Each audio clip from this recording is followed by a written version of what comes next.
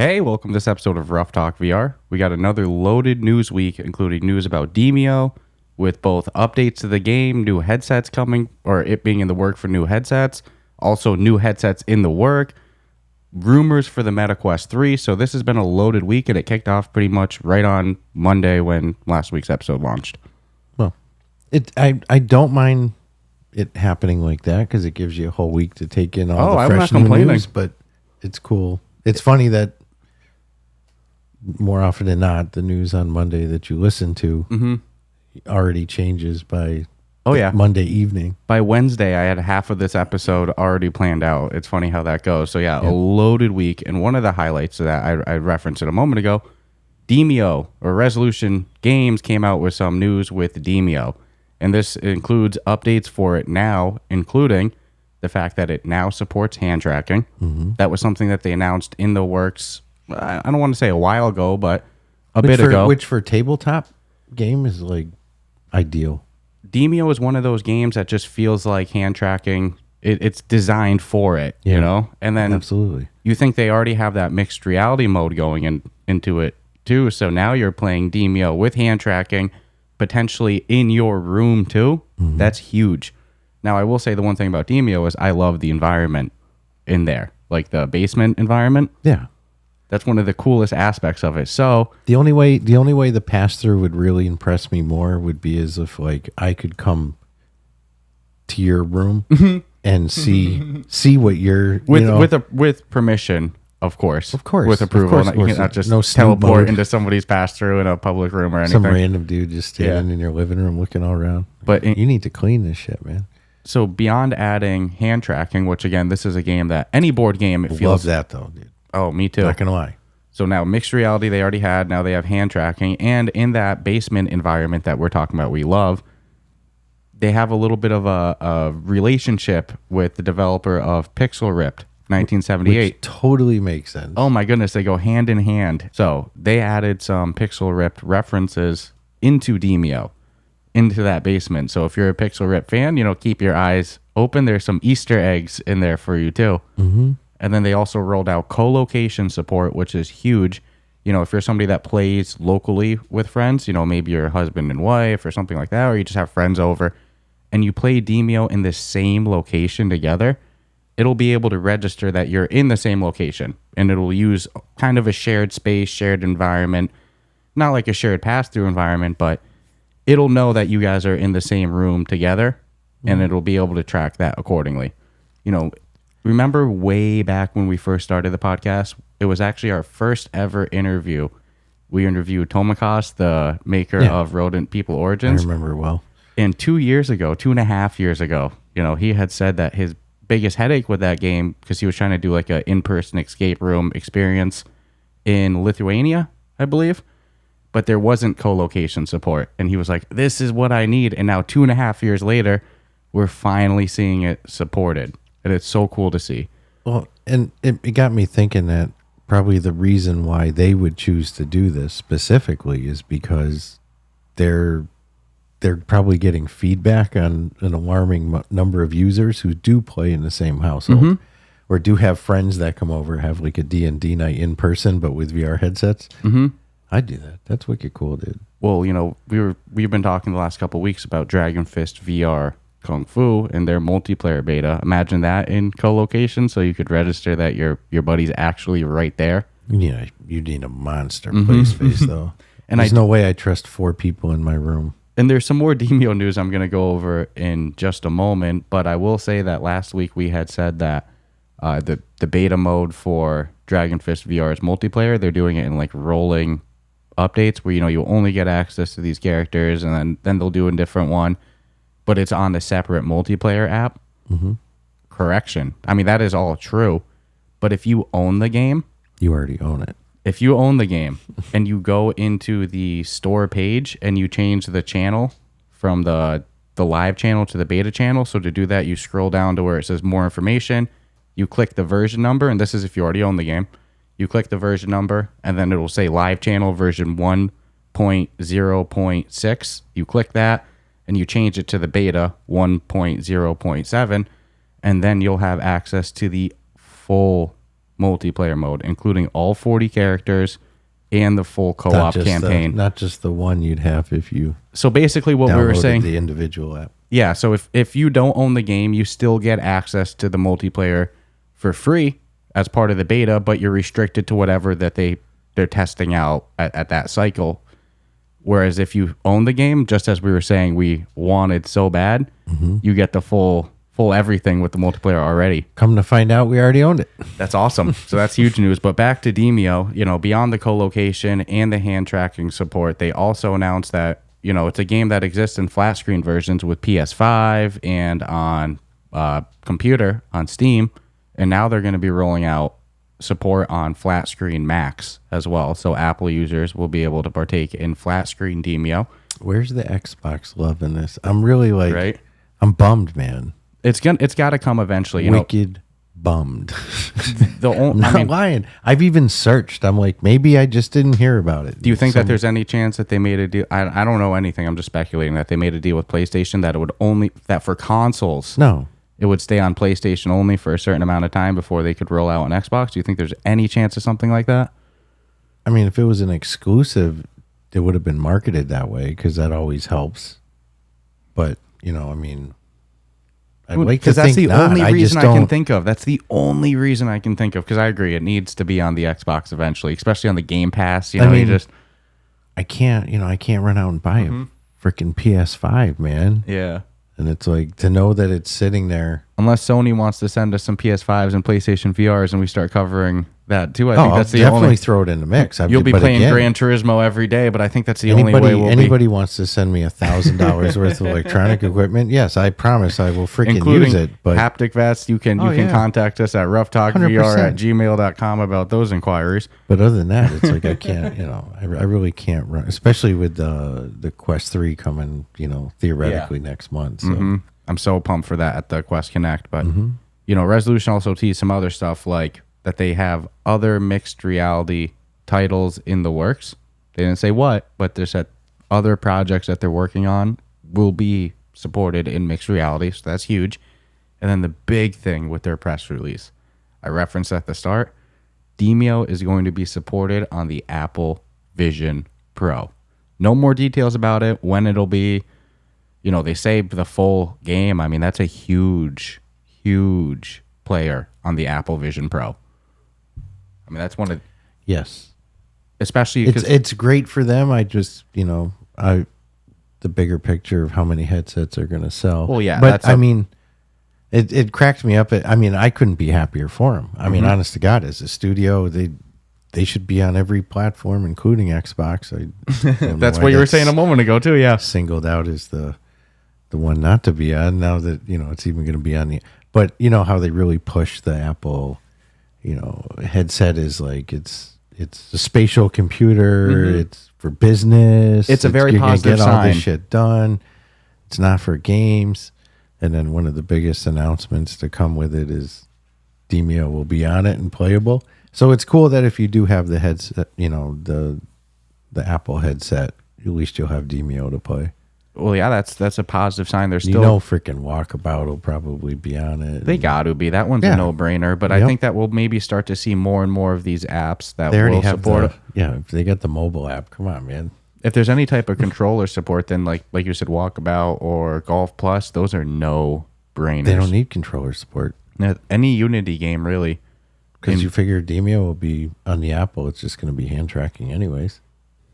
That's true. So, but how does it work with a golf club? You think it'll be able to track enough with just the hands together? If it can, that's pretty freaking sweet. I don't see why it couldn't, because you're going to be looking down, and it'll know. This is the first news that has come out about. It's like a $4,000 headset. it better track if I scratch my butt. It better know, like, oh, okay. Yeah, the reason why this is so big to me is this is the first Apple Vision Pro news that's come out since their announcement of it originally that has been like extremely positive to me. I'm like, wow, that's a great sign. Yeah, no, they're GTAing the shit out of it. Let's see. But Tim Cook says he uses it daily. Let's see. Sure he does. I would hope so. Just having some fun. But that was one of the highlights of the week, and it kicked off, probably about midweek. But what was funny, it's great news for them, though. Yeah, and that's huge. I mean, for both for both resolution games and Apple Vision Pro. It's huge. So then there was another big teaser that came out last week, a rumor that Nintendo is working on a VR headset in collaboration with Google. And Nintendo, as a player in the existing VR market, has always, They're to me, OGs. I mean, it seems like a no-brainer. Why wouldn't they be involved? Well, if you look at their history, they actually had, I think, a few different devices back in the day. Yeah, they tried the Virtual Boy. So, yeah, and it was even something else. Yeah, they're not the first ones. It was always bizarre to me once the Quest-Line came out, as to like, Nintendo had already invested a lot of money and effort into this. Why aren't they jumping all over it? But I'm thinking, honestly, truth be told, I think it's just going to come down to, even though they're, allegedly going back into it, it'd be better for them to just license the shit. Yeah. I mean, maybe that's the only reason that we haven't seen them license it yet, is because they were holding off. Now, here's where my brain first went with it, too, because we've talked about this. I don't know if we've talked about it on air. I believe we have, but we definitely talked about it off air, that Nintendo, as a player in the VR market, it's kind of obvious, like they should be involved. Mm-hmm. I would be shocked if they haven't, for the last couple of years, had some sort of like research and development, just side project going on with no intentions to release the project, but just to stay up with like product development, and that way when they want to get involved, they're not so behind. I'd be shocked if they haven't been playing around with VR in some capacity for the last couple of years. And now with a partnership with Google, who unfortunately can pull out of anything tomorrow. That's the 50% of the story that gets a little scary. Murky. Yeah, so it like, I mean, financially, it shouldn't take a backing by Google. No, I think they're doing that just to expedite maybe the hardware process. Yeah, I mean, which makes the most sense. So it's just, what happens if Google just Google's it? Like, they Google dropped their whole Stadia line. There's a whole website killed by Google. I know that's the weakest part of Google, is their ability to just kill anything. Now, look, Google makes some of the best products. You look at Google Search, YouTube, Drive, Gmail, Forms, Docs, all these free products. And, Google kicks truthfully, ass. in defense Google Earth, Maps. In defense of them dropping stuff, it's like, we live in a day and age now where, everybody's business is everybody's business. Mm-hmm. Let's pretend like we didn't have access to all this knowledge and insiders and leaks and all this shit. It's like, we'd never even know, but that's just normal business. I mean, but it is unfortunate for, the game studios that got bought for Google Stadia, and all the consumers that bought this new cloud gaming headset. And 2 years later, it's killed. Listen, now they have a Bluetooth controller. Did the Google Mafia make you sell your freaking game studio? Or did Google make you an offer? Hey, the game studios is one thing, but I feel definitely most for the consumers that spent money on the console and the software, and now they have a controller. They have a Bluetooth controller. It's a pretty sweet Bluetooth controller. Happens, man. Yeah, it's unfortunate. So that's the most nerve-wracking part to me of this whole rumor. The Google partnership is scary. I mean, I agree with exactly what you said. I mean, it's Nintendo. You think that they should be able to just do it themselves. They had it figured out But Nintendo has done gaming partnerships before for like development of consoles, especially the first line of it. It's not something that's like revolutionary for Google to do. It would probably be marketable better if it was strictly just a Nintendo endeavor. I agree. But just imagine the heat of Nintendo entering the market if they rolled out at console release with a Mario game, a Zelda game, all their big titles, a Pokemon game. Dude, they're selling consoles. I mean, they're selling headsets. Kids. I think that they would be the second biggest VR player in the market, probably within a year. Really? At least. Yeah, 100%. Nintendo's so big, dude. Nintendo is so big. They have such a cult following. You say this, but this is like, there's people if I know. they entered the market realistically, if it was a good headset. At best, what are we looking at? Like a year before we're even getting teased with like visual rumors, and then probably maybe another year of 2 years. And it's like 2 years from now. You think you're going to enter? I know. I don't know, man. But that's what I said. Unless they've been working got on something shit ready to go, it wouldn't surprise me. Christmas time. It wouldn't surprise me if they've been working on shit for the last couple of years. But if I were them, I would rather just make my own game and make it friendly and compatible to all the systems. To the Quest system. To all of them. Yeah. Every one of them. And I would be like, you know what? We have to ride with the future. Mm-hmm. And the easiest way for us to financially do that is take all the titles that we are invested in. But that's so not Nintendo's MO. They always just make their own hardware and make it exclusive to that. And you know what? It's always worked for them. They can take the financial lumps that come with it, which they've done before previous. So. Nintendo's weird where they'll have a hit console and then they will have misses. They'll have big misses. But they're not scared to try. The what was it? The Wii Plus or whatever the follow up to the Wii was? The Wii U. The Wii U. Who bought a Wii U? You know? But then they come out with a Switch. You had a Wii, not a Wii U. Nobody bought the Wii U. They named it a Wii U. There's nothing to differentiate it as a superior console. The Switch does all right. The Switch has a very good following. Yeah. I know like very casual gamers that own Switches. Yeah. No, that's a good one. And a lot of the Nintendo library, Zelda, like I said, Mario, it hits big with casual gamers. Like people that won't go and buy a PlayStation or an Xbox. And truth be told, with the people who can build worlds and shit and are building games, they can technically build a Mario game. Mm-hmm. They can build a Zelda. So it's like it doesn't even take Nintendo to do it. Yeah, so but having that official license is nice. Yeah, I'd much rather see them just license their product out and that'd be the best for the consumer. Use the Nintendo quality standards on the game before it's released to the public, and I'm like, that's a home run deal. But I totally see them going in. I think when they do it first with their own headset. Yeah, and I think when they do it becomes meta and Nintendo as the top two players. I think Apple and Pico, they're just going to be a separate league, a little lower in sales and stuff like that, and then boom, you're going to have Nintendo and Meta just dominating the standalone VR market. If Pico can get into the North American market prior to Nintendo dropping something, then that might be a little tougher. And think of how established Nintendo is not only in North America, but also their popularity in the Asian market and just international in general. Yeah, oh my God. It's Nintendo. Who doesn't love fucking Nintendo? No, I won't lie. I was pretty hyped when I saw that rumor. You know, is it going to be all of my favorite titles? Like, you know, Nintendo was never my number one like console, but I always loved Nintendo consoles. They're the one to play if you don't want to see blood. Yeah, they're fun. No, they had gory games. Like they've loosened at times. Too family friendly for my taste. Yeah, at times they've loosened. I've owned them all. At time, but that's the thing. It's never the best console, but it's always one I enjoy. So if they're on the market, I am excited. No, they've had times where they were the best. That's true. Flat out. Honestly, you weren't touching them, dude. The GameCube was kick-ass. And they were quick with like releasing other ones. Mm-hmm. Being like, all right, here's Super Nintendo, which was definitely better. Especially for me as a kid, because I had, so the N64, the Nintendo 64 was a very big console to me. And then plus the this GameCube. One had the fucked up looking controllers, isn't it? Yeah, with the third analog in the middle with it. But it worked. I mean, like, hey, surprisingly. But I agree, it looks like an alien controller. Like, where's my third hand? And then, so Nintendo 64 and GameCube were both obviously very big consoles of mine growing up. But then you also look at the Game Boy, the Game Boy Advance, Game Boy was the Game Boy SP, huge. the DS. Yeah. Come on, Nintendo. No, they were quick. Mm-hmm. No, if that's why I agree with what you said. The fact that they're not already on the market's kind of a little shocking, but that's why I wouldn't be surprised if they've been working on it quietly in the shadows for a couple of years. Let's see. Time will tell. Let's see. But I'm excited. That was big news, and maybe Bradley can get a scoop on that.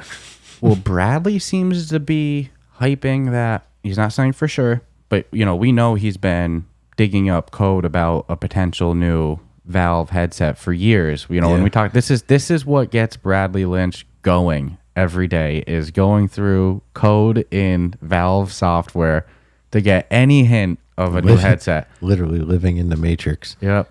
You know, codename Deckard. And it's always like they're dropping hints, but he seems to be I'm not saying that he's saying it's coming, but he seems to be a little bit more hyped than I've ever seen before. And I've even seen people like, imagine if the day before the Quest Connect, they announced the Index 2. I wouldn't. They might. Imagine. You're not stealing any thunder from the next day, though. Not for the casual audience, but for the hardcore V audience, hell yeah, you are. People love the Index still. Oh, yeah. So they'll watch that, and then they'll watch the... I'm not saying it's MetaQuest the next day. I'm of the mentality that it wouldn't steal thunder. It would just pre-order your shit now. I don't think it would steal thunder, in my opinion. I think it would just be like, holy hell, this is a week of VR in a positive way. Like everybody wins like that. Only way it would get better is if the day after Apple released their release date for their It'd be like, what the hell just happened? But and then I don't. Pico says, Hey, we're breaking into North America. we're getting in. Yeah, we're coming in through Canada. Might come in a can of flour, but we'll get you that headset. That's funny. But no, I was definitely, it's been a fun week, and there's even more rumors, including, drum roll please. Rumors. It came out another Amazon listing, I think it was, of a bunch of EU pricing for Europe.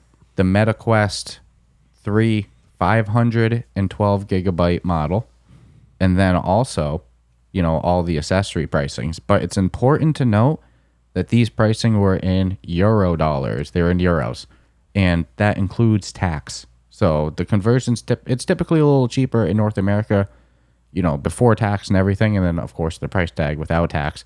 I think it showed, what was it, $7.99 for euros. But according to mixednews.com, and they're a good little VR news site. They're up and coming, man. I mean, they've been around a while, but they're really got the ball rolling recently. It's mixed-news.com. According to them, that should be most likely $599. So $600 for the 512, I can live with that. If it, yeah. $799 is a little different. They got me, though. I mean, that's the first thing you said in the Discord. You go, well, my wallet doesn't like it, but I'm going to get it. I'm getting it. So I'm sure you're relieved to hear that it's not $7.99 USD, not US dollars. It's, I was excited when I saw the little symbol. Mm-hmm, that was euros, including tax, or as you Euros may know, VAT. I know you guys call it VAT. If you are saying tax, you're being friendly for us North Americans that like that word. Everywhere else, it's VAT. We have so much tax. Yeah. Tax on tax. Well, it's hard to do straight advertised tax in the United States because it's like you have the federal, you have tax, but then you have state tax. You have, in some jurisdictions, you have county taxes. Your paycheck is taxed. Yeah. Then you spend money with the taxed money and get taxed on that money.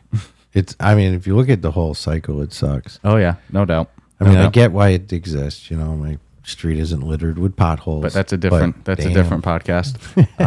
But so the Meta Quest 3, man, I'm hyped for that. The fact that it, 600, I can live with that. Definitely not getting a 128 gigabyte model. Put it into perspective. It's cheaper than a PS5 and the VR to go with it. 100%. You get two of them. And I will be shocked if I have any disappointment with this headset. No, and now the biggest conversation I hear about it is after the dust settled with if it's even real, and that's how it's going to play out, are you getting it online or are you getting it at Best Buy? Or Amazon? Pretty online. Yeah, oh, yeah, that's true. I thought you meant online, like directly from Meta. No, because they'll be like, you'll get it in 4 months. Yeah. But if you go to Amazon, you can get it direct through us tomorrow. I think we encountered that when we first got into VR, buying it. We went to go buy it from the Quest website, and it was like, be there in 14 days. And you were like, unacceptable. I'll get it from Amazon in 2 days. Yeah. So I'm on the fence. Yeah, do I get it from Amazon? Do I get it from Best Buy? And if I get it from Best Buy, I was even joking about this in the Discord. Do we bring out, remember when people used to sit overnight outside GameStops? Yeah, the tailgate for a new game release. I don't think you'll need to. Yeah, walk in there. Because you can still, I probably pre-order it still. Don't think part of me is not like, hey, dude, if I'm sitting out there at 2 a.m., maybe somebody goes, fucking dude, just go home. Here you go. Take it. You know why I want to buy it on Amazon? Why? Because the return policy and stuff? Having worked retail once or twice in my life, when stuff is sent to Amazon, right, from companies, they'll get it way before the release. So it'll be sitting there. So it's traveling from manufacturer to Amazon warehouses. I'm sure it's already in Best Buy as well. Well, just hear me out. Okay. So the truck shows up, unloads at Amazon. It's parked there. Boom. You ordered from Amazon. They take it, they pick it, they package it. It's gone.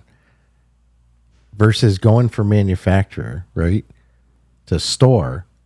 And then most stores, unload the freight off the back. Shit falls down sometimes. It happens. Forklifts knock into shit.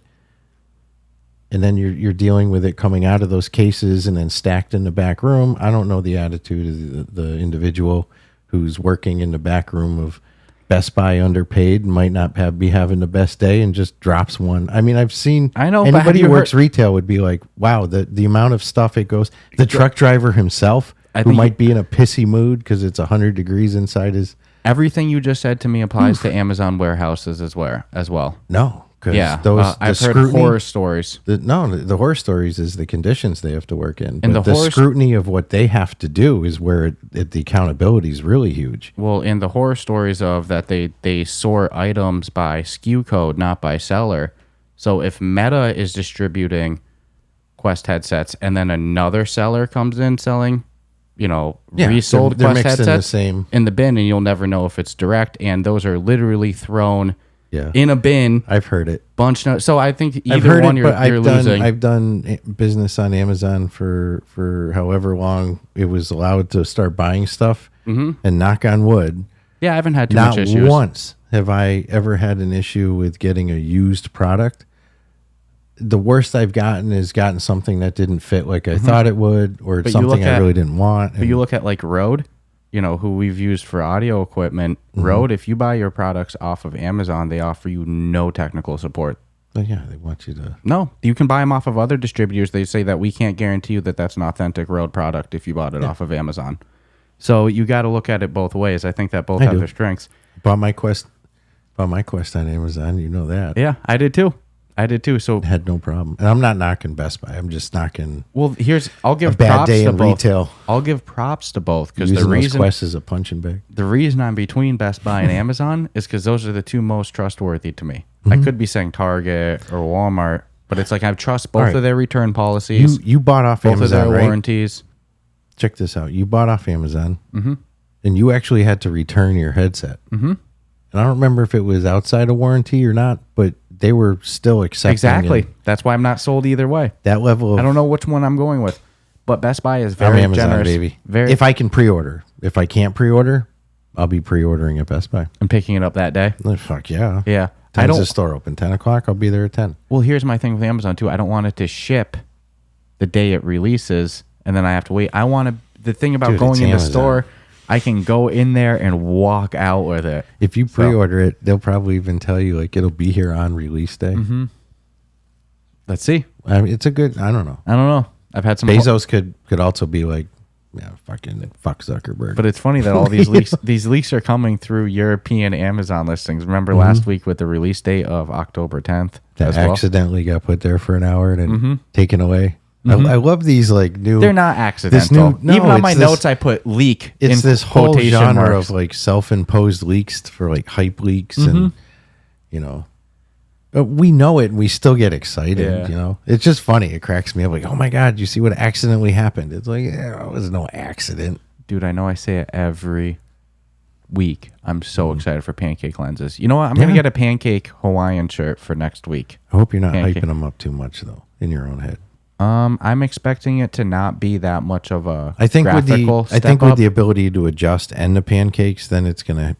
Here's my expectation at launch. I'm not expecting too much of a graphical increase until the games are like updated. 6 months down the road. But in terms of my lens hype, I'm looking for clarity and the lack of line circles and all that stuff in the sweet spot and my perfect setting of the IPD. So with that being my expectations, I don't think I'll be disappointed. My expectation is if I was expecting for it to be PC VR, and oh my God, you're going to be disappointed. I'm expecting Ghostbusters to be optimized for the 3, playable on the 2, but optimized for like they do with a lot of Microsoft games, like playable on the Xbox One, but optimized for the X and the S. I could see it. I'm getting the X for Christmas. Is that the? That's the better one. You're talking. Yes. Yeah, we've talked about this before. The Xbox One, which was their third their third console. The X which signifies 10, right? Yeah, there's some 10 is better going than around in the Microsoft marketing. No, the S stands for save more money and get the 10. Get the X. That's how I remember. They went Xbox, then they went 360, and then they went One, and then they went S, and then they went X. Yeah. Now they have a. Tell me that's not confusing as shit. Now they have an S, like a Super S or some shit. I think they just talked about it like a week or two ago. I can't wait for their next one to than be the S. Next one's going to be Xbox 2. They're just going to go fucking back. backwards. Xbox 2. Be the Xbox. This is the Xbox. 00112220. No, it's just going to be Xbox 2.0. I'd be cool with that. That's going to be the next market. It's the everything of the Xbox line 2.0. X.0. X.0. Oh X2. my goodness. X2. There we go. Oh my There's your next goodness. Xbox. Oh X2. my goodness. Yeah, So- no, that's going to be my Santa Claus present. So I got one more piece of news. Then we'll take a little ad break, give our Patreon shout out. I'll probably push the Discord and the Patreon and our showcase a little bit like I always love to do. But last piece of news before our ad break, it also came out as a rumor. And this was nothing revolutionary, like nothing brand new. You know, it come out previously that Meta's working on a Quest-Lite model to drop post Quest 3, you know, maybe a year later or something like that, because the Quest 3 is going to be, you know, $500, $600. That's still cheap for VR, but it's not like, hey, everybody can buy cheap, you know, like the Quest 2 was at $299, $300 at launch. That's gangster. So there was a rumor that they're working on a Quest-Lite, but price wasn't really set or anything. But now a rumor's coming out that they're looking for it to be priced sub $200. So that probably means $199, but $200 headset, dude. And it's obviously not going to be anything as powerful as a Quest 3 or anything, but like when you're playing, you know, for the parents that play VR then their Quest gets taken over by their kids. Sorry, keep going. Well, what's it going to be comparable to? Probably a Quest 2, I imagine. Or Quest 1.5? Yeah, it's perfect for like, we've heard it in our Discord. Yeah, like, for kids, why not? yeah, why are you going to buy them a Quest 3? They probably don't need that. If Yeah, they're just might going to get play a Gorilla Pro. Tag, yeah. You know? If they're just going to be playing Gorilla Tag or something Dude, easier on the headset, That's where you know? parents are fucking up. This is the way it plays out. You know, and it would just be like when I play Resident Evil back in the day, I would employ you and your sister What you're saying, cast it to the TV? to help me and make good decisions and be good spotters. Your sister was gangster with spotting killable shit in that game. But you get your kids playing games that you like with you. Like if you were Demio. If you were a little fry right now, yeah, we'd be playing Demio, we'd be playing Walkabout, but we'd be playing Ghost of Tabor. And when fucking Grimm comes out, we'd be, you know, But we were learning always the good. economy of Grimm. We were always good with not replicating or getting bad behavior off video games. I was always able to separate that if I watched a bad movie or I played a game I probably shouldn't. That you can't run out and knock a lady in the head and steal her car or I rob guess, or people at just ATM let machines. it affect behavior. You sick bastard, cut people in half with a I know samurai it sounds sword. obvious, but that's the concern parents have of like, I don't want the language Well, that's used to start to that's the affect my scare kids' tactic. behavior. But it's not going to, In especially today's day and age, that holds no especially weight. it was very clear to me if it ever did affect behavior, that shit was gone. Like shit was gone like Donkey Kong, you know? Yeah, I have not one example of either No. you or your sister No. ever. And can you guys No. were into horror movies like nobody's business. And Grand Theft Auto, I showed you at like Grand Theft 8 year- Auto didn't bother me as much as the 8 horror years movies. old. We're showing you how to get the samurai sword from Yeah, Vice I City. needed your help. Yeah, I'm still shocked that they didn't roll out with Vice City as the first VR San Andreas. They went haven't right. rolled out I mean, with shit. VR Grand Theft Auto. Yeah, I guess for announcement wise at Yeah, least. so but if I were a parent with a young one, I'd be honing their skills in the game. Breachers. Oh my god. have a whole squad of 5 and it's your household. That's dude, that's what I'm badass. saying. That's It's dope. like That's think of it. dope. If I had a headset, you had one, your sister had one. Yep. In the big living room, all playing like a Breachers. If you have or a family of 5 and you Ghost all of have Tabor. headsets. Dude, that's game over. Fucking Walkabout, man. But that's so I can see actually a huge market for this Mm-hmm. $200 Quest-Lite model. You know, that's I can see it. Is it for me and you? No, but it's like No.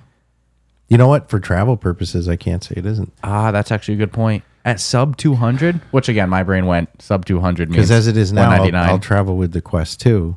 Oh, I don't feel comfortable with that. After when Don't I get like to it. 3, I'm not taking that 3 out of. I'll have Oh, like no. airline cable chain on it. You're not taking it out of the house. No. So maybe a $200 travel model that can get you by in the games you like.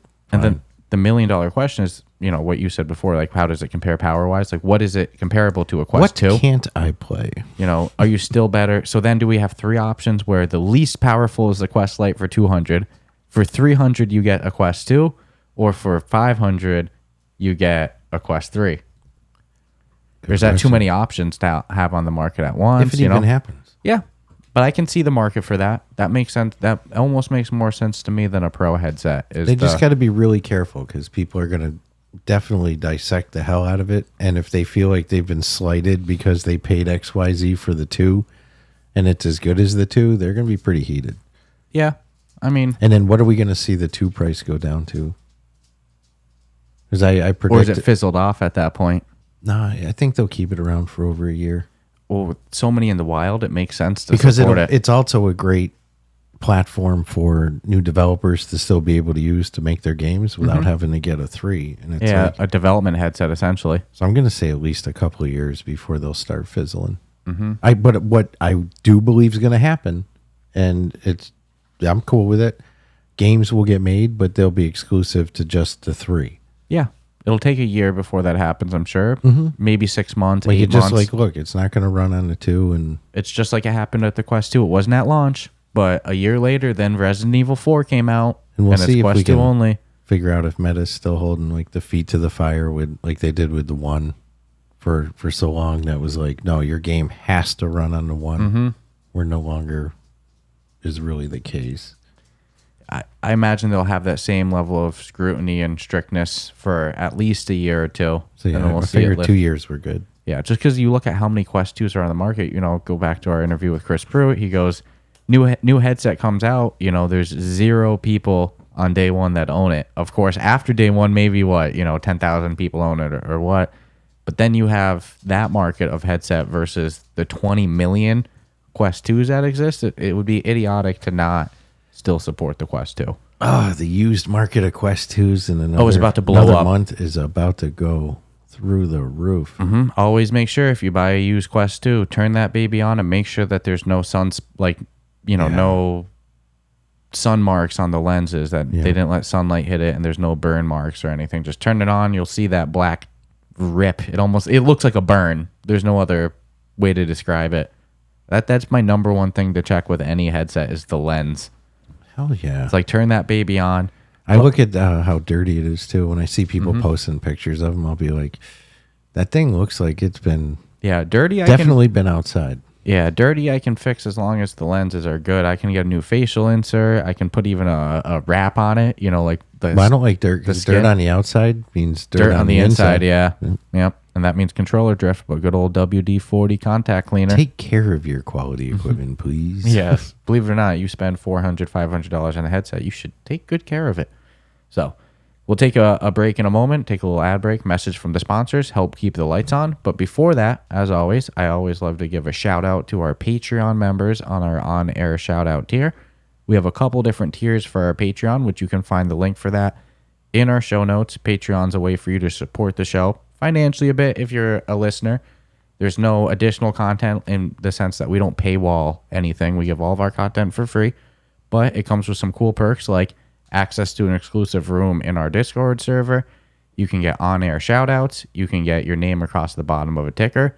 And in our Discord server, for our Patreon peeps, we like to give some, I guess, behind-the-scenes stuff. We might say what interviews are coming up, maybe post, the opportunity to submit some questions to ask, a whole bunch of cool stuff. So go check out our Patreon link in our show notes. Also go join our Discord server.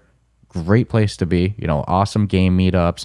Whole bunch of great VR discussion, food discussion, life discussion. You had a great walkabout mini golf game with how many people was there?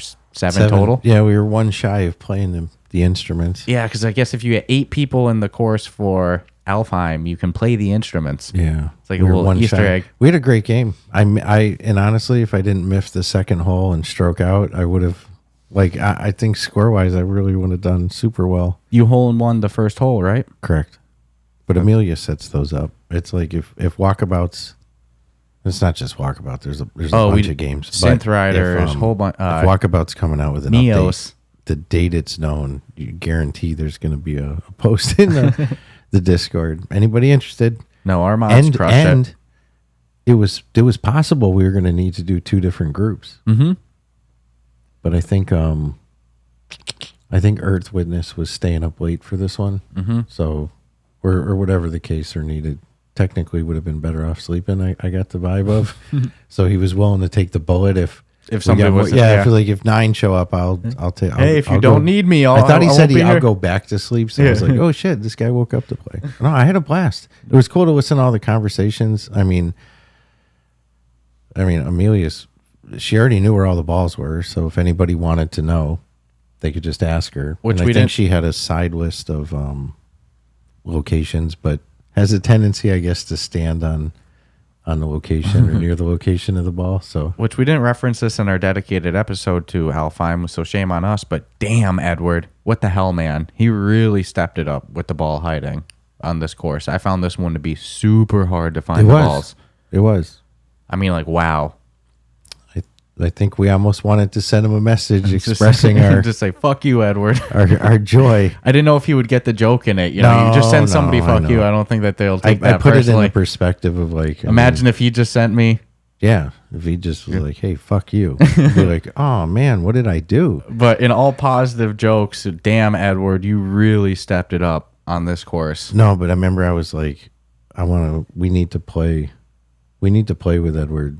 Yeah, fresh off a course, so he can watch us struggle to find these balls. Mm-hmm. That would be fun. That would be a really fun video. Maybe that's something we can coordinate for the next time a course release drops. Yeah, he can just laugh at us trying to find the balls.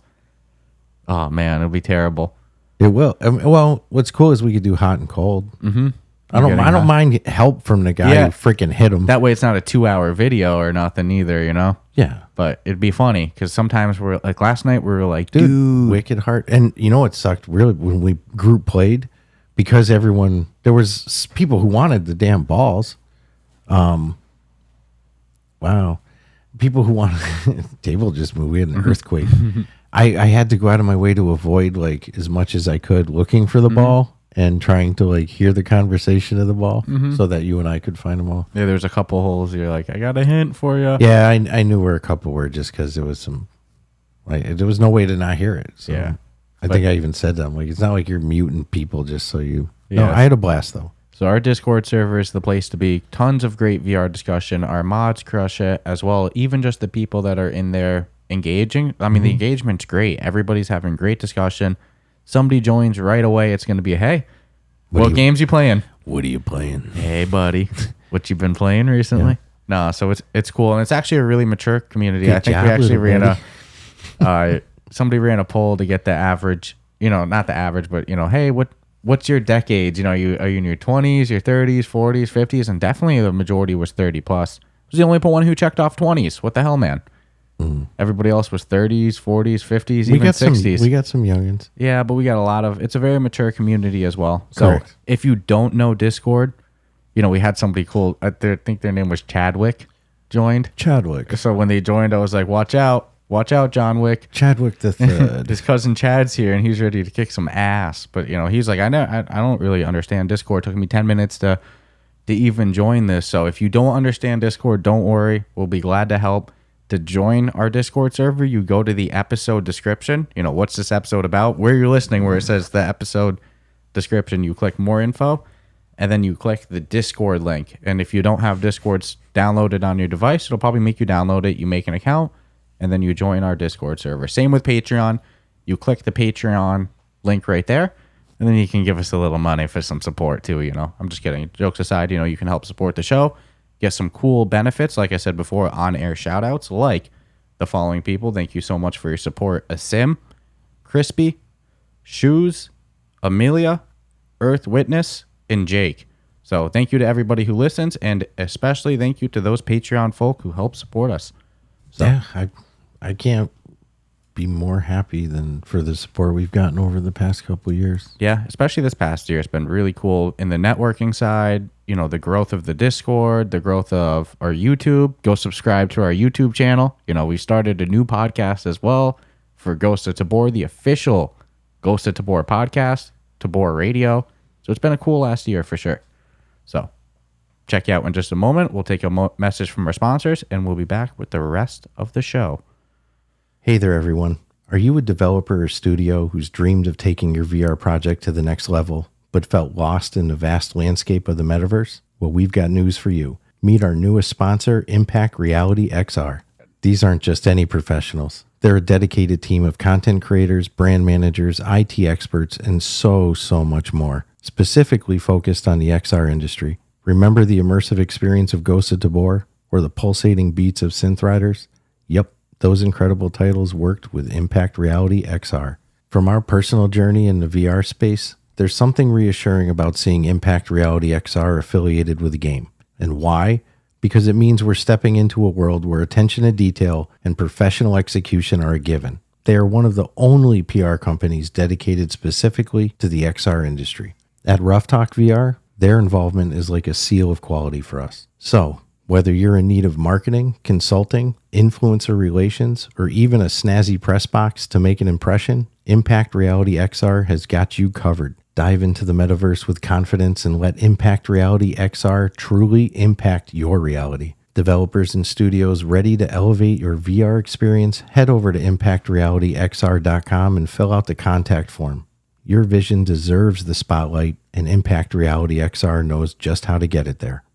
Today, we're here with a sponsor for your bouncing bundle of joy. No, we're not talking about a baby. We're talking about your baby makers. That's right. Today's show is brought to you by Manscape. But just like babies, your delicate little guys have sensitive skin and deserve products that are not only skin safe, but made with safe ingredients. That's where Manscaped's Platinum package comes in. From razors to shower care, this package goes above the gold standard for your body hair. So treat your beautiful boys to the world's finest toys at manscaped.com and use the code RoughTalkVR for 20% off plus free shipping. The Manscaped Platinum Package 4.0 is the one-stop shop for the man who deserves it all. They designed this package to allow you to fully align your entire hygiene routine with elite products. Inside this Platinum Package, you'll find their Lawnmower 4.0 trimmer, Weed Whacker ear and nose hair trimmer, Ultra Premium Body Wash, Ultra Premium 2-in-1 Shampoo plus Conditioner, Ultra Premium Deodorant, Crop Preserver Anti-Chafing Ball Deodorant, Crop Reviver Ball Spray Toner, Anti-Chafing Boxers, and the Shed Travel Bag to hold your goods while traveling.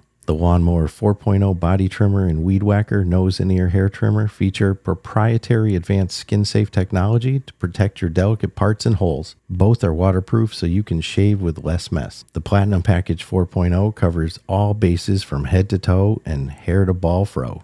Get 20% off and free shipping with the code RoughTalkVR at manscaped.com. That's 20% off plus free shipping at manscaped.com and use the code RoughTalkVR. Use the Platinum package because the gold standard is no longer good enough. And we are back. And one last thing I forgot to plug too. If you're a developer, as a reminder, on Friday, February 2nd at 1 p.m. Eastern Time on YouTube, we're premiering our first ever Ruff Talk VR gaming showcase. And we already have really cool sponsors, really cool studios on board for participation. So if you're a game developer, you want to show off your game, don't miss this opportunity. Go to roughtalkvr.com, click on the showcase link, check out the info there, fill out the form to apply, and we'll be glad to show off your game. So in other VR news, back to the rumor mill, Meta. It's a week of rumors. Oh my goodness, dude. It was all week. Again, starting on Monday. It's an actual real news show. By Wednesday, I was like, dude, just all rumors. Stop the news now. We're all set. And unfortunately, more news just kept coming in, including that Meta is rumored to be working with LG to be working on a new Quest Pro headset to drop in 2025. So they're just working on headset models, according to these rumors. They're just going to dominate the consumer market. Have the Quest-Lite, have the consumer line, and the Pro line. If they follow through, I mean, I'm skeptical.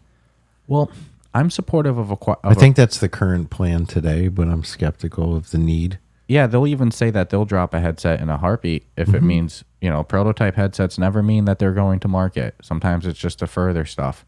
But I'm supportive of a Quest Pro headset regardless of how they sell as a consumer. And the reason being, if they're able to use that Quest Pro line to develop new technologies that make their way to the consumer headset, it's so great. As an example of that, they used the Quest Pro to make the pancake lenses. It's not that they found a supply partner. They created a whole... They made their the pancake lenses. Like, they made it. That's their pancake lenses. They have it. They're ready to unleash them whenever. They made them in-house. And I don't know if they ever would have developed that technology, at least not today, if not for the need in the Pro headset. And now that they have that developed, then they can just throw them in the Quest 3. So if a Pro headset gets us these next-gen technologies into the consumer line, hell yeah, let's do Pro headsets. Fuck how they sell. I think it would all be part of the R&D. And whether they made a Pro or not, they still could have made pancake lenses. We don't know how long ago. That's true. You think that? I'm just I saying. mean, I don't for know. the amount of money, it's not like they don't put. I mean, and that's where most of their money goes. It goes right back in the R&D for these future technologies, and we know there's a ton of shit.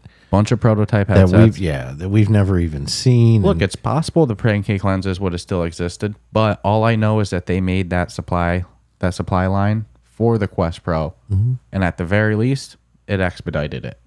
Yeah, I mean, we're getting them for the 3. So if the next Quest Pro, if because of the Pro, then on the Quest 4, it has face tracking and eye tracking or whatever new technology comes out that we want to be thinking of right now. You think the Quest Pro had a depth sensor in it until the last minute, and then they removed it from the distribution. And now the Quest 3 has a depth sensor. Maybe that one would have existed anyway because that's not like a new supply line that they had to develop and from scratch and completely develop their own technology on it like the pancake lenses. But I don't know.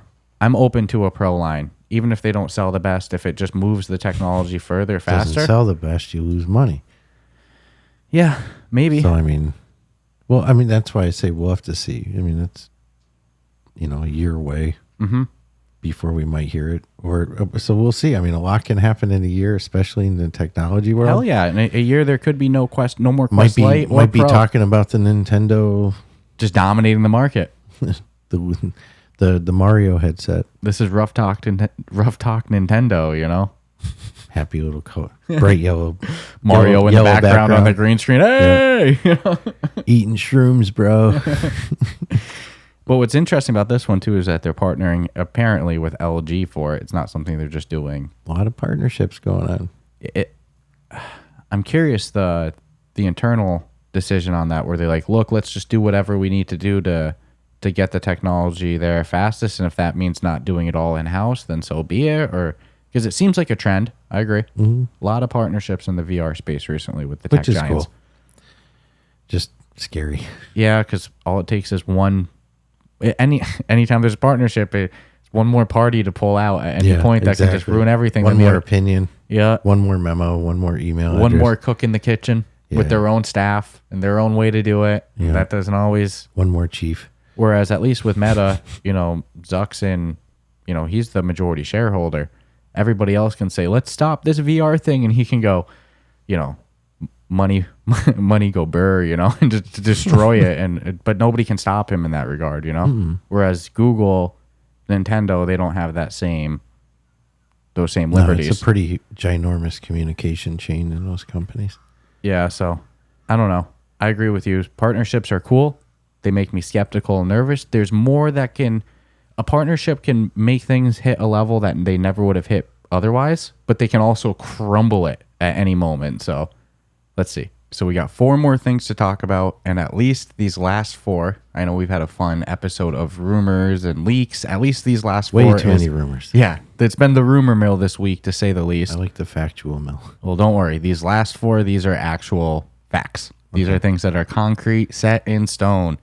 Starting with Meta, the other week they launched that shooter on Horizon Worlds that was very well received. Surprisingly, it actually, even a lot of people that were previously critical of Horizon Worlds were like, all right, this battle royale shooter, it's not too bad. And they followed up on that with releasing a new single player or co-op action adventure game on Horizon Worlds called Citadel. And I haven't played it yet, but I even messaged you and I was like, I can't lie, man. The battle royale shooter, cool concept. It's cool to see them go that direction, but this co-op action adventure game, this actually looks pretty fun. It's the first time since they came out with Horizon Worlds there's been any hype behind it. Yeah. Once the dust settled, that people just stop talking about it. So if it gets people talking about it, then and trying it, definitely. mean, it's the first one that I'm like, dude, I kind of at least want to take one play session with you to check this baby out. And they're doing their own in-house studios. Like they rolled out Oro Interactive, which is the one that behind the shooter that's slipping my mind the name of it. But Citadel, man, if you haven't checked out the trailer or checked it out yet, it's free on Horizon Worlds. They allow you to access the worlds directly from the home screen as well, which makes life very easy. Well, because I honestly, the more barriers of access, the less likely I am to actually do something. So if I have to go into Horizon Worlds, find how the hell do I join the Citadel app and then get in there with, that's tough. But if we can just both launch it up from the home screen, yeah, I'm definitely going to check this out. So another check in the box of better worlds coming to Horizon, or games in general coming to Horizon Worlds. Better worlds. Yeah, I mean, there's two things that could get me to play Horizon Worlds. Watching live UFC events in Horizon Worlds. All right, I could see myself going in there. And fun co-op games. If they're done good. Mm-hmm. Especially as the avatars improve and stuff like that. We get legs. I still love your idea of, I don't see my own legs. Yeah, I see yours. You see mine. But we don't see our own. No, I think I'm cool with that. If it makes performance run better and makes developing easier, then I don't need to look down and see my freaking knees. It's the same thing as when games have you not see your own arms. I always make the argument of most games you're doing something action packed anyway. Like, why are you looking at? I don't want a teammate in a shooter who's like looking at the cargo pants pocket. Pop. Exactly. It's like, I need you on point. Yeah. And if that means no legs, if that means I can't see my own legs, but I can see yours, then so be it. No, I think that's a great compromise. So maybe that's actually how we'll see it roll out. But I'm definitely going to be checking out Citadel soon. Maybe next week you'll actually hear some impressions of it. Or nay. Depending on how the weekly play session goes. Like I said, Survival Nation and Ghost of Tabor. It's been tough with those two, to get in others. But we'll do our best, And then other news, a new game came out called Toss, and this is a VR action platformer, and the trailer for it I think is much better description of that than the term VR action platformer. That's very vague. Yeah, I kind of almost vision top down when I hear VR platformer at this point, and I don't know what to think. Yeah, that's why I have to live by trailers, man. Yeah, and screen footage. The trailer for it was cool because it went to actual gameplay. Yeah. Mm-hmm. It wasn't just loaded with a bunch of BS and a bunch of in real life people. It kind of got down. It gave me a good idea of what Toss was. And it looks like it's like a platformer. Generally, you have to get from point A to point B, jumping, dodging, whatever. And this one looks like one of those games that's taking full advantage of swinging mechanics and flying through the air. And it's called Toss, so maybe they called that because you toss yourself. Who knows? But it had gave me some Gorilla Tag vibes with obstacle course. But they have over 70 freaking levels. I think it's like 74. Yeah, that's pretty tight. That's a lot of freaking levels, man. Yeah. And you can compete. Where they really got me was competing against your friends. So it almost looks like time runs you're doing against each other. Which I could see me and you getting and if it's very in real competitive time with. And it's not, ghost asynchronous, times, you mean? Then I'll call it what I want. I don't need no fancy terms. I'm a simple guy. Just like the Leonard Skinner song, Simple Man, baby. No, so it's like if that holds true and we can actually legit play it together and laugh and compete against each other in timed runs, sweat bullets, then we're good. But it looks like it's interesting. It's interesting. I want to try it. Yeah, I won't lie. I was intrigued. I had some questions about some of the mechanics, the distance. Yeah, that you're looks like hopping over or flying over or bouncing off of. It looks like power ups involved, and so we'll see. I'm anxious to try it. Speaking of Nintendo earlier, it almost has like that Super Monkey Ball type of aesthetic to it. I don't know. Super Monkey Ball. Did you ever play that game? No. Oh my goodness, that game was I usually avoid monkey balls. Super Monkey Ball though, that was a classic. It's like instinctively in me if it has the word monkey ball, I probably don't want it. But nonetheless, like monkey bite. It's one of those that if you described it to me, would not be sold. But based off of the trailer, no, the gameplay, even their good. Thumbnail didn't sell me on it. It wasn't until we saw the trailer that I was like, all right, I would definitely try it. I'll be honest with you, even the name Toss Doesn't sell me on it. Toss my salad. Yeah, but it's the actual trailer. Well done trailer. Looked tight. On the other side of that, not that this trailer was bad, but it was a little bit more of that combo of real life gameplay. I kind of wish it was just more about the game, but a hyped new game was announced called Brazen Blaze, made by developers My Dearest, which is the people behind Discronia. It's got another content creator named Thrill. He's very behind the game, Thrill Seeker. And it looks like, well, they describe it as a 3v3 combat game almost. That's what it looks like. It's got like Smash Brothers vibes. I don't know. I couldn't relate it to anything No, other than 3v3 combat, but it got looks jumping. Like, it looks like it's got a little piece of everything. Jumping, punching, shooting. It's a gumbo. 3v3 has me intrigued because that has the co-op element. Sometimes we like to have a good third. So I'm curious because I wasn't quite sold by the trailer. There wasn't that as much gameplay in it as I'd want, but it's got a unique concept to say the least. No, this is one that if I judged it based on trailer, I wouldn't play. But I know that it probably is going to be fun. So I mean, we'll play it regardless. But I'm banking on the fact that it's going to be a lot more fun than they're able. And I think there's just so much shit going on. There's no way for them to encapsulate in a good trailer like the entirety of the game. So we'll see. 3v3. I mean, the concept is simple. Yeah. It looks like maybe a Quantar competitor if it can scratch that niche. Let's see. Quantar's 2v2. 2v2, I know. At times I wish we could have had a third though. I'll keep it to its specific 3v3. Yeah, and I gotta play it and see what's up with it. I got But too many questions. Then. I was definitely intrigued though. Yeah. You know, two interesting games. Toss, which is out now, and then Brazen Blaze. You know. It's hard to remember. Yeah, Brazen Blaze. Brazen Blaze. Is it Brazen Blaze? I can see a big problem with this game. Well, rolling out in the future this is one that as soon as there's something similar to it, that's what'll be on the MetaQuest Plus because it'll be hard to say. Yeah, like they did with. I'm not even going to try to replicate it. Yeah, first games I rolled out on the first month. Let's give him a tongue twister. All right, I got to come up with a nickname for this game. BB. Braze. Yeah, BB. Yeah, BB. Yeah. Play some BB. I'm down. Some 3v3 in BB. You had to make that difficult too. God darn it. All right. Nonetheless, though, interesting game. You know, one game coming soon, one game out now. Interesting stuff. And lastly, on the list for Rough Talk VR today, a game that I'm so excited for. Finally got a release date month. I didn't see an actual date, though, so I won't say it's got a release date. But it's being released now in October, available now for pre-order with 10% off. Talking about Dungeons of Eternity.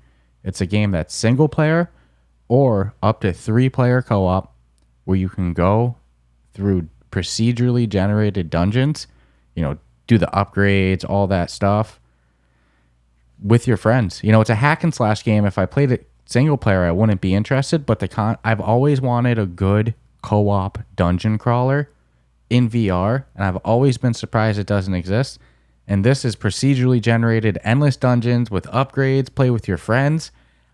I am hyped. When they showed it off at the Meta Connect earlier this year, this title is one that stuck out to me, maybe my top 3. You know, I walked away from that so hyped for this game. So to see it's finally coming out next month, what day, I don't know, but you can pre-order it for 10% off. You know, there's some good pre-orders right now in the store. Yeah, there's good games on there. Mm-hmm. You know, dude, Out of Hand, another one. I want the submarine one. Yeah, dude, that one I'm really holding out for. I mean, I'm not an insider of the industry and like I make games, so I know how game sales are right now. But as a consumer, somebody big in VR right now, dude, the content is great. Like, we're getting all these great releases, pre-orders coming up. We're getting a lot of coming soon. A lot of coming. Well, you know what that means. Coming soon. That means Quest 3 drops. We're getting a lot of games. Yeah. I don't think there's any question about this. I think there's games that we've been waiting for all year that are holding out until October. Power Wash Sim, I imagine, has got to be one of those. Yeah, I don't know what's up with that. Because if they're showing it off. I'm going to pretend it's not real. What do you think of that, M Dreams? There's no Power Wash Sim. Power Wash Sim. It's all malarkey. I'm just hurting because I don't have it. Yeah, 2 from M Dreams, Power Wash Sim and Ghostbusters. And we're going to get Ghostbusters I'll wait on. Power Wash Sim, it's like, I want it. I should have been like 60 days into this already. Again, Asgard's Wrath 2 at the end of the year. Assassin's Creed, Nexus. Yeah. And that's just for what's announced. Like, oh, no, dude. I think we're going to hear some stuff coming up in the next week or two. Dude. I know we have the Kinect. We have the Kinect coming up this year. Yeah. Not this year, this month. A couple weeks away. Less than a couple weeks, I think. Dude. Right?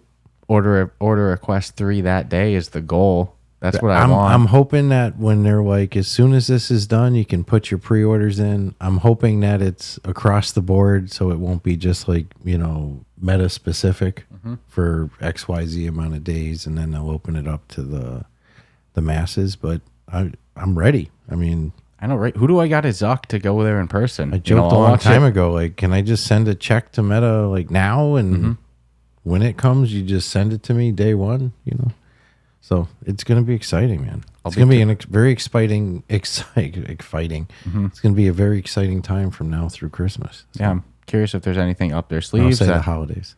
We all know that they're going to be showing off the Quest 3, more info. Mm-hmm. Maybe some more games. I don't know. You got to think that there's if they can't be showing all their cards ahead of time. No, there's got to be a couple things they held that we back at their last one. So there's got to be a couple things that we aren't even thinking of. Notice how we're not saying maybe we'll see GTA. I've given up. Yeah, the last one was the icing on the cake for me. I mean, I'm saying this, but in my back of my head, I'm like, I'm just gonna play like I don't care anymore, and then it'll come. Mm-hmm. I agree because I'm not wishing for it. I also think going with the flow. If you go into any Meta showcase or any conference from them and expect GTA news, you're gonna walk away disappointed. So I agree. It's time to move on. Now you turn your attention to Power Wash Sim. Yeah, and that's not a complicated one here. I'm watching video of people playing it at conferences. Which to me means it's got to be right around the corner. Same thing with Survivor, man. VR, man. Oh, my goodness. That one's got me like perplexed because, I'm watching demos of people playing it. I don't know how far along it is or isn't. They're not saying like, 90% complete. Remember finding that game like 2 years ago? Dude, they had like 6 Discord members. They had not Discord, Instagram. They had character models in the works, basically. Yeah, I've been watching that since. Nothing. Look, we got some skiing in the some sledding. I'm going down a mountain. So, I'm waiting. I don't know what the holdup is here. Mm-hmm. That's one that I still haven't seen a lot of people talk about knowing is coming. Mm-mm. It's like, but it's been in the works for a couple of years. It's right around the corner. They're doing good at their own self-marketing, but it hasn't been picked up in the the creator the word community. Isn't really people. And I think it's because people can't get their hands on it. There's a Survivor Man game in VR. Yeah, but if you're not able to touch it, it's just I know. Hey, there's I'm building a universe game. I just made it up. It's the same as GTA. It doesn't exist. Until it's in your hands, it might as well not even. Correct. But they're close. They're right around the corner. I can feel it. Survivor Man. Ooh. Mm-hmm. Imagine if it won't be. I have a feeling it's single player only, but imagine doing that. Imagine doing that cooperatively, surviving out. That's why we're gonna love Grim so much. Well, that's a different Survivor. That's why we're gonna love Grim. This is real life surviving. This isn't Which will be cool if it teaches you actually loot and be the ultimate asshole. It'll be cool if Survivor Man comes with some real world knowledge out of playing Grim. Too. But yeah, I need Grim. Grim is gonna be a different animal. Like I can just imagine just the thought of like we're playing Survival Nation and we're getting so close to beating it. We're so close at this point. I can feel it. Yeah. Oh no, we're getting ready to hit the wall. Which was the whole point. We wanted to play it till we hit the wall. Which holy moly, that was a long wall. We're not there yet. But I will say, in playing it, it makes me want Grim more. If I had never played it, I want Grim more. Because there's no game that conceptually is on the Quest headset right now that is going to do what... Combat Waffle Studios, man. It's insane. They're going to be one to watch for a lot more than just... Tabor? Tabor. Yeah. I mean, Tabor kind of puts them on the radar, but they've gained confidence from their player base, especially the diehards that have seen where it's been to where it's going. You know, the ones who are lucky enough to jump in today don't have the struggles or half the struggles. You know, it just still cracks me up when people are like, fix your game. It's and in beta. Bro, it's in beta. What the hell do you think the idea Early is here? access. The whole idea of this is so we Been can like keep 15 fixing months. it. So just calm the hell down. You know, for No, real. but Combat Waffle Studios, man. No, they're the studio that's going to 2024 would be my prediction, where there's going to be a lot of Combat Waffle Studio talk, more so than already, and they're just going to keep growing and growing. I just hope that they reach the point where they can get into and it's a gray area because they love their publisher. Beyond Frames. Yeah, Scott's always spoken yes, very highly very of loyal. But it would be cool if he could piggyback with them and they could get into publishing other studios that could benefit publishing from that and having their experience. marketing direction and everything, because they're a studio that understands that. You know, They know how to market a product. There's no ifs, ands, or buts. Very few studios have parties for grand releases. it's important to say they know how to market it for the VR niche. It might not be the same for marketing beverages, but for VR games, they understand it. They understand it for VR, and that's all that matters, right? So, Combat Waffle there's studios Studios that could benefit from that type of that type of relationship. Yeah, absolutely. I could totally see. I'm a Combat Waffle Studios guy. I Oh got yeah, it. I mean we also have seen some of their roadmaps. So you don't need to sell me on them. it's knowing what's coming down the pipeline is like I don't know what to tell you other than they're a studio that you want to watch some cool shit go down. Pay attention to what they're doing. they're a good model to follow too. You know, creating new teams for new games. Not. For what they do, they're the model. For other games, I'd say Walkabout's the model. Yep, Depending on what your niche is. I agree. But if I were, I'd be a little intimidated. I'm just saying they've got some really good projects coming. So yeah, they're on the 2024 Watch list. Definitely taking awards from somebody. There's just no way around it. So, nonetheless, great stuff today. Anything that you think I missed that maybe you saw during the week that I didn't go over? We'll find out Monday afternoon. Yeah. What more can I? But I love it. Like, I'm not complaining. Like you said, it loads up the next week, ready to go It already. starts the week, right off the bat with. Like, if it's Wednesday and there's not shit dropped yet, I'm nervous. Yeah, no, there's been no. I mean, No. I don't think there's been a slowdown. Not that I'm feeling. When's the last time we missed a Monday morning news? You know, Never. We couldn't miss it this week either with all these rumors and drops. This was the week of rumor. And we have a great interview dropping later this week. Should I say with who? Yeah, Do we go do- for yeah, it. we got Go for it. the return of Douglas Neighbors from Fun Train VR. One of our favorite human beings to talk to. Yeah, we had a blast with him the first time around when Twilight Zone VR He came out. knows the business. Dude, I could talk with that guy for VR for 3 hours. I hope we bump into him at a convention sometime because he'd be a fun one to grab a bite with and just talk. Oh, all right, listen. Grab some coffee. Listen, I'm torn. The words you say make sense and they sound nice. What, but we might be there till 4 a.m.? Well, no, the problem is like if we're at a convention, we're booking our shit pretty thick, right? There's not a lot of, it's like literally like 15, 20-minute windows in between meeting other people and trying as we games. learned, the shit goes quick. We need to do And, 4 days next year. Yeah, which was the intention. I'm already So hearing some good guests coming next year for PAX So it's 16. like, yeah, rumors. So to run into people that we really want to talk to and all that, if our schedule's there and we don't know they're there and they just cold walk in, we're screwed. I get Because it. either somebody's getting bumped, which we can't do. You notice how I said grab a bite? I'm not. If we bump into him at the convention, the day's done. I get entirely what you're saying. Yeah. Schedule out the window. Yeah. So it's like there can't be any surprise visits from No. any developers we know. he's We're the type. screwed. He's the type you meet for coffee after the convention and chit chat off schedule. Or dinner. Yeah. Start dinner at like 6 o'clock so you can stop Stop at at 12. 12 a.m. Yeah. 100%. No, he's on Hall of Fame list. I mean, Of, I'd love to meet every single developer. It just sucks that we'd have to do literally a world tour Yeah.